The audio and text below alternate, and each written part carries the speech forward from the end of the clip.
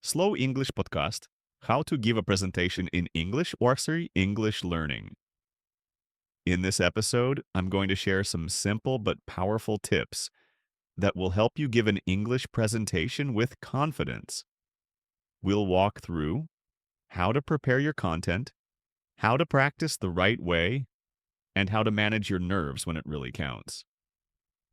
And of course, I'll also give you some useful English phrases you can use in your own talk.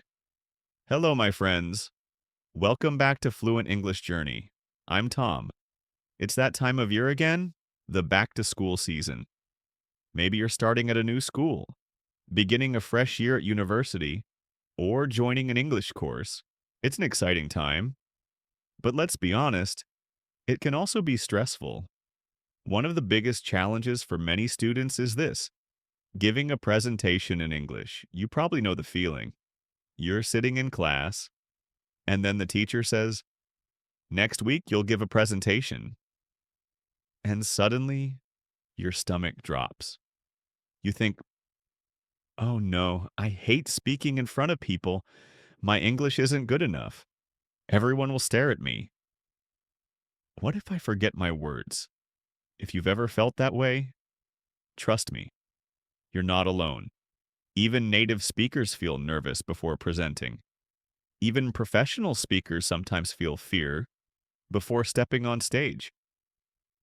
The difference is they know how to prepare, how to practice, and how to stand up with confidence. And that's exactly what we're going to learn today. By the end of this episode, you'll not only know how to give a presentation, you'll feel ready to stand tall and say, "Yes, I can do this." So let's begin with step one: preparation. If you prepare well, you've already won half the battle. Preparation gives you safety. It's like carrying a good map before you start a long journey. The first part of preparation is knowing your topic. Don't just copy and paste information from the internet or memorize lines from a book. You need to understand what you're talking about. For example, if your subject is climate change, don't only memorize numbers about rising temperatures or carbon dioxide. Statistics are fine, but they aren't enough. Ask yourself, can I explain this idea in my own words? Could I explain it to a friend who doesn't know anything about science? If the answer is yes, then you're ready. The second part is making a clear structure. Every strong presentation has a beginning, a middle, and an end. Without structure, your talk feels like a road with no signs. People get lost. But with structure, your audience feels safe. They know exactly where you're going. So, how do you build structure? It's easier than you think. At the beginning, introduce yourself and your topic. In the middle, give your 2 or 3 main points. And at the end, wrap it all up with a short summary and a thank you. Here's an example. Hello, my name is Tom. Today I'll talk about social media. First, I'll explain what social media is. Second, I'll share some advantages. Third, I'll talk about some problems. Finally, I'll give my opinion and finish with a short summary. See how clear and simple that is? Right away. The audience knows your plan, and because they know it, they listen more comfortably.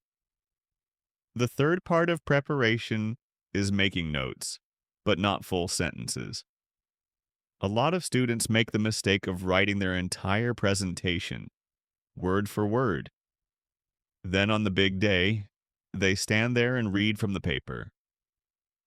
And what happens? It's boring for the audience, and the speaker sounds like a robot. Instead, write down only keywords or short phrases. That way, you'll remember your points, but still sound natural. For example, instead of writing, today I will talk about the advantages and disadvantages of online learning. Just write, online learning, pros and cons. Your notes are reminders, not a script. Remember, The real power is in your voice, your words, and the way you connect with your listeners. Okay, now let's move to step 2, practice. Preparation gives you the content, but practice, that's what gives you the confidence. So how should you practice? First of all, you need to speak out loud. Don't just read silently in your head. Open your mouth and use your voice. Because the presentation isn't happening in your head, it's happening in the real world. You've got to train your tongue, your lips, and even your whole body for a presentation.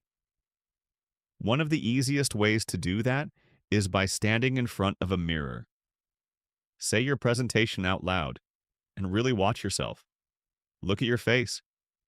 Do you look angry? Do you look nervous? Try adding a smile.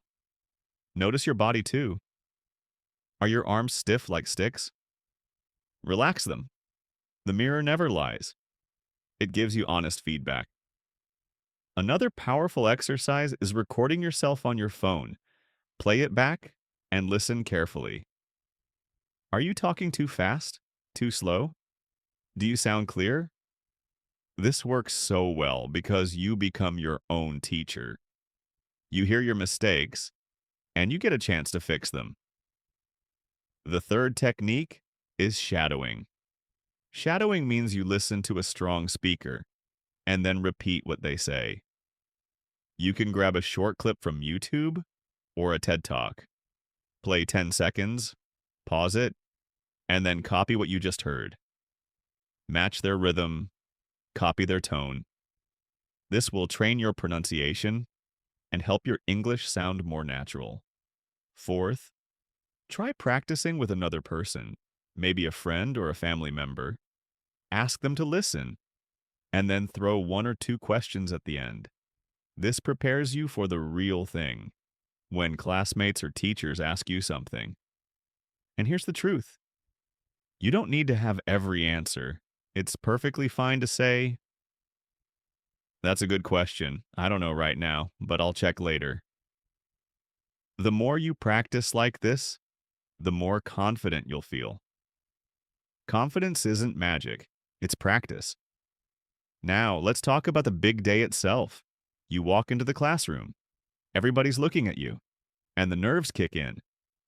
What do? Step 1, breathe. Before you start, take 1 deep breath. Inhale slowly, exhale slowly. This sends a message to your body. Calm down. Step 2, stand tall. Don't shrink. Don't stare at the floor. Plant your feet firmly and stand straight. Even if you're shaking inside, standing tall makes you look confident. And the funny thing is, when you look confident, you start to feel it. Step 3, smile and greet your audience. A smile is powerful. It relaxes you, and it relaxes the people watching you. Start simple. Good morning, everyone. My name is Tom. Today I'm going to talk about...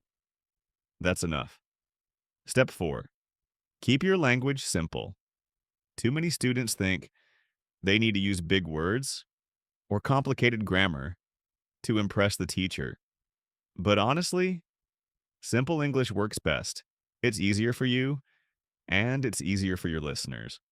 For example, instead of saying, "The consequences of social media usage are multifaceted and sometimes detrimental," just say, "Social media has many effects, some good, some bad." See? Clear English is confident English. And remember, a presentation isn't only about your words, it's also about body language and voice. Look at your audience, not the floor. If that feels scary, pick a few friendly faces or look just above people's heads. It feels easier, but still looks like eye contact. Use your hands naturally. Don't stuff them in your pockets. Don't cross your arms. If you're not sure what to do, just let them hang comfortably at your sides. Now, your voice. Don't race like a train. Slow down.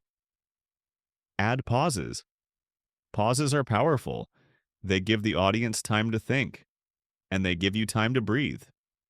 Also, don't keep the same flat tone. Add energy. If something's important, make your voice stronger. If something's serious, slow down. These little changes keep the people interested. All right, let me give you some practical phrases you can use. At the start, say, "Good morning, everyone. Thank you for being here." Or, "Today I'd like to talk about." Or even, "My presentation has 3 parts. First, I'll talk about. Second, I'll explain. Third, I'll finish with." When you want to move to a new point, you can say, "Now let's look at the second point." Or, "Next, I'll explain." If you're giving an example, say, "For example." Or, "One clear example is." And when you're wrapping up, try, "To summarize, we've seen that." Or, "In conclusion, my opinion is." And always finish with, "Thank you very much for listening." These phrases are like tools in your pocket. They make your talk sound clear, organized, and professional. So let's review. In this episode, I've talked about preparation, practice, staying calm on the big day, body language, and useful phrases. And here's the most important truth. Confidence isn't something you're born with. Confidence is something you build. Every time you prepare, every time you practice, every time you speak, you're training yourself to be stronger. Thanks so much for joining me today on Fluent English Journey. I'm Tom, and I hope these tips help you feel ready for your next presentation, whether it's at school, university, or anywhere else in life. Until next time, keep practicing, keep learning, and keep believing in yourself. Bye for now.